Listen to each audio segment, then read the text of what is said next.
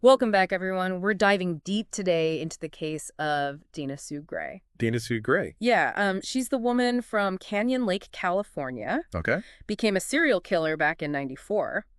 Um, we've got a bunch of different sources for this one. Okay. We've got court records, we've got news articles. Wow. We've even got a little clip from a true crime podcast. Oh, interesting. So our mission today is to try and figure out how somebody who seems totally normal can end up doing something so awful. That's a really good question. It's a question that, a lot of people have asked over the years.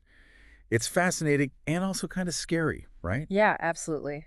So to kick things off, let's go all the way back to Dana's childhood. Okay. From what I've been reading, it sounds like things were pretty tough right from the start. Yeah, it seems like her relationship with her mom, Beverly, was really difficult. Oh, wow. Beverly sounds like she was a pretty aggressive person, very focused on appearances, and Dana would act out in response. Oh, really? Stealing money, sometimes even getting violent. It makes you wonder if she was just desperate for attention, even if it was negative attention. Yeah. It kind of paints a sad picture of her early life. It does. And then on top of all that, her mom gets diagnosed with breast cancer when Dana's only 14. Wow. Yeah, that must have been really hard for her. Yeah. And it's interesting, that experience is actually what led her to become a nurse. Really? Yeah. She saw how the nurses cared for her mom, Yeah. and she wanted to do the same for others. Yeah. But even with this goal, she kept having problems with her behavior. Oh, so it didn't really change anything. Not really. She kept getting suspended from school for forging notes. Forging notes. Yeah. And after her mother passed away, her relationship with her father really went downhill. Oh, no. He ended up kicking her out. Wow. So it sounds like she was carrying a lot of pain and anger with her from all of this. Definitely. And it makes you think, how did all of this affect her? Yeah. How did these early experiences, the bad relationship with her mother, losing her mom so young, being forced to leave her dad, how did all that shape her? Could it have contributed to her needing to be in control later on in life? That's a really good point. Something to think about. Okay, so she eventually finishes nursing school. Yeah. She starts dating this skydiving instructor. Hmm. It sounds like she's trying to build a life, but things just kept falling apart. It does seem like there's this pattern of instability in her relationships. Really? Like with the skydiving instructor, she had 2 pregnancies that were terminated. Oh, wow. And the sources say she was really upset about it. Yeah. Later on, she had multiple miscarriages. Oh, God. She struggled with depression, and she was even taking medication to try and cope. That's a lot to deal with. It Yeah. makes you wonder about how all that affected her mentally and emotionally, Absolutely. The grief, the loss, maybe even the hormonal changes. Could any of that have played a part in what she did later on? It's a really interesting thought. I mean, we tend to focus on the events in a person's life, Right. but the emotions underneath are just as important, maybe even more so. I agree. So she's going through all this personal stuff, and then to make things worse, she gets caught stealing medication from her job, and she loses her job. Yeah. Talk about hitting rock bottom. Right. Okay. See, it's kind of ironic, isn't it? Yeah, it's a tragic irony. She wanted to be a nurse because of her mom. Right. And then that becomes the thing that really messes things up for her. Exactly. And it seems like this is where things start to go really bad. Okay. She meets this guy named Tom Gray. Yeah. They get married in 1987. Okay. And it's around this time that things really start to get out of control. Out of control. Yeah. She's racking up a lot of debt. Oh, no. And, it seems like all the financial pressure on top of everything else she was dealing with, Yeah. it just created this perfect storm for her to start committing crimes. So let's dig into that a little bit. Like, what was really driving her to do these things? Was it all about money, or was there something more going on? Well, that's where things get really interesting. Okay. I mean, she was definitely desperate for money. Right.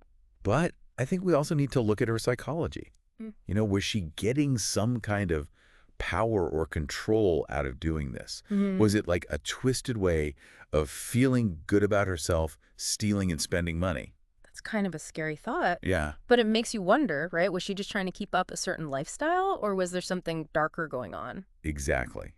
And to really understand Dana Sue Gray, we need to get into those dark impulses, see what was really going on in her mind. Okay. Right. So so we've talked about all this stuff with Dana, the emotional baggage, the money problems, maybe even needing to be in control. Right. But how did that actually turn into her committing crimes? Well, her first victim, Yeah. it's believed to be her stepmother's mother, Norma Davis. Wow. She was 86 years old, Oh, my God. and she was found with a utility knife in her neck and a fillet knife in her chest. Oh, that's awful. It's really brutal.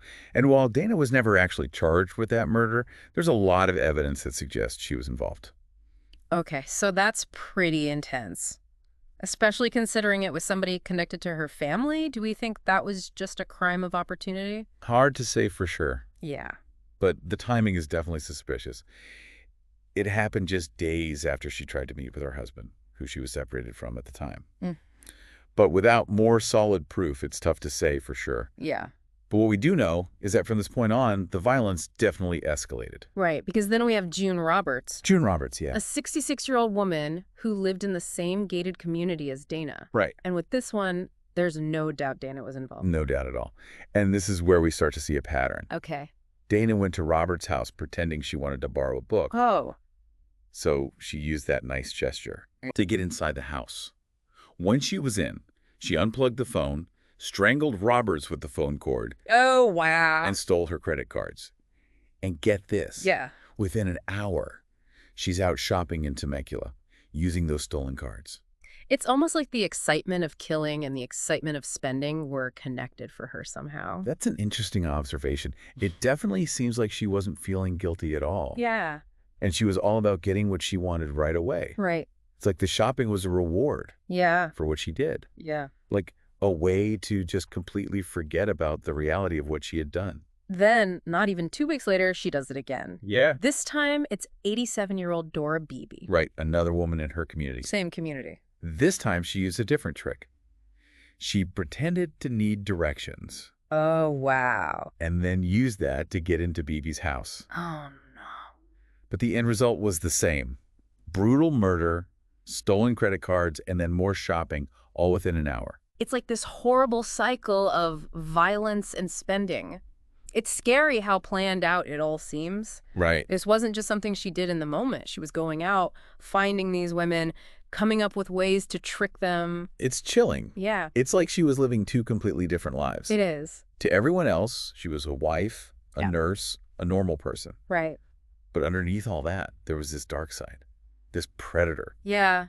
Thankfully, it didn't go on forever. thankfully. Her next victim, Dorinda Hawkins, she actually fought back and survived. She did.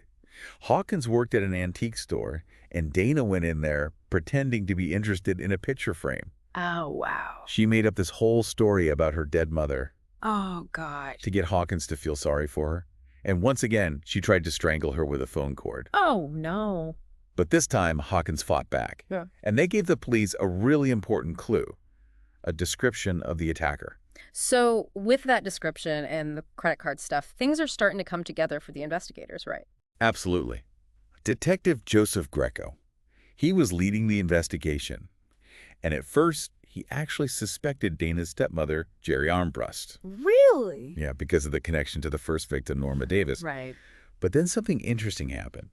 He started talking to Armbrust, Okay. trying to build some trust with her. Okay. And she ended up being the one who pointed him towards Dana as a possible suspect. Wow, that's a huge twist. It really is. So what made her suspect her own stepdaughter? Well, Greco described the suspect to Yeah. her, mentioned she had recently dyed her hair, had a young son named Jason, Okay. and it was like a light bulb went off for Armbrust. Yeah. She realized he was talking about Dana. It just shows you how important it is to have open communication, even when you're dealing with a really difficult case. It does. It sounds like something you'd see on TV. It does, doesn't it? So Armbrust gives them the tip, and they focus on Dana. What happens next? Okay, so the police got a warrant to search Dana's house, and they found all this evidence, things connecting her to all three victims. Wow. Proof of the crazy shopping spree she went on using the stolen credit cards. Oh, wow. So they set up a stakeout, Okay. and they arrested her while she was taking money out of Dora Beebe's account. Can you imagine? Yeah. Her boyfriend and his son, they were home the whole time, no idea that the woman they were living with had done these terrible things. It's a crazy reminder Yeah, that we never really know anyone completely. true. They could have these whole secret lives. Yeah, they could. So what about Dana? When they caught her, what did she do? Did she confess? Was she sorry for what she did? At first, she denied everything. Of course. But then They showed her all the evidence. Yeah. The receipts, the stuff she'd bought with the stolen cards, all that was found at her house. Okay. So she changed her story. Really? Yeah. She said she just found the credit cards Found them. and couldn't resist going shopping. Yeah, pretty hard to believe. It sounds like she was just trying to avoid taking responsibility. Absolutely. And the worst part, Yeah. she didn't seem to care at all about the women she had killed. She was only worried about making excuses for herself, Yeah. blaming her shopping addiction instead of facing up to what she had actually done. So what happened in the end? Did she go to trial? Well, she was facing the death penalty. Right. So in the end, she decided to plead guilty To everything. to the murders of June Roberts and Dora Beebe and the attempted murder of Dorinda Hawkins. Okay. That plea deal meant she wouldn't get the death penalty, Okay. but she was sentenced to life in prison, no chance of parole. It's a chilling end to a really disturbing story. I mean, we've talked about Dana's tough childhood, her money troubles, this possible need for control that she had, Right. all of it leading up to these horrible crimes. But I still keep wondering, could anyone have seen this coming? Was there anything people missed that could have stopped this from happening? That's a question a lot of people ask. Yeah. It's easy to look back and see how things connected, Yeah. but it's much harder to see those signs when they're happening. Yeah, it really makes you think, like, were there any red flags, you know? Right. Any signs that people missed that could have maybe stopped all this? It's so easy to look back and see how everything fits together. Right. But in the moment, it's a lot harder to see those signs. Yeah, for sure. So we've talked about Dana's tough childhood, her money problems, that possible need for control she seemed to have. Right. But those things alone, they don't mean someone's going to become a serial killer, right? Exactly. I mean, a lot of people go through similar things. Right. And they never hurt anyone. So what made Dana different? Like, is there something specific that sets people like her apart, or are we all capable of something like this if the circumstances were right or wrong, I guess? That is the question, isn't it? Yeah. And unfortunately, there's no easy answer. Okay. But the experts who've looked at Dana's case, they do point to a few things that might have played a part in what happened. What kind of things? Well, her money problems seem to have been a huge factor. Okay. She saw her mom struggle financially when she was growing up. Yeah. And then she found herself in the same situation. Right. Drowning in debt. Exactly. And that constant pressure, combined with her wanting to live a certain lifestyle, Yeah. that probably created a really strong motive for her crimes.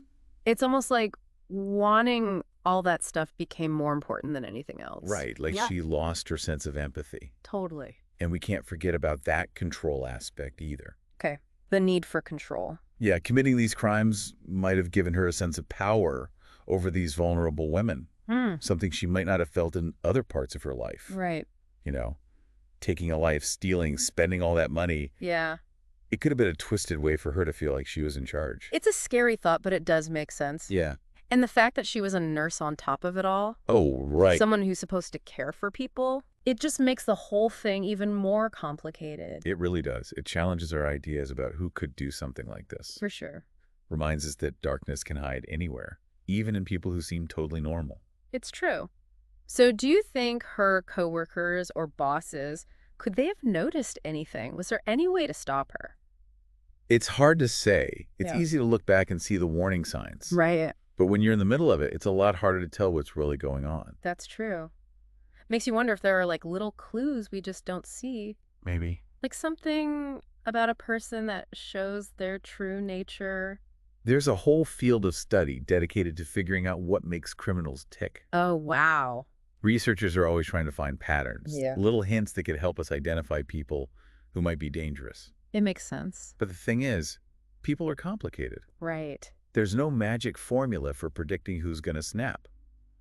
That's kind of a scary thought. It is. So what can we learn from all of this? What does Dana Sue Gray's case tell us about ourselves, about the world we live in? I think the biggest lesson here is that people are complex. Yeah. We all have our issues, our own struggles we're dealing with. Right. And while most people would never hurt anyone, we have to remember that we all have the potential for darkness inside us. That's a good point. So it's like we need to be more aware. Yes. Notice those little signs that someone might be having a hard time. Exactly. And maybe even more importantly, we need to create a world where people feel like they can ask for help. Right. Before it's too late. Yeah. Sometimes just listening to someone without judging them can make all the difference. I agree. Well, that wraps up our deep dive into the case of Dana Sue Gray.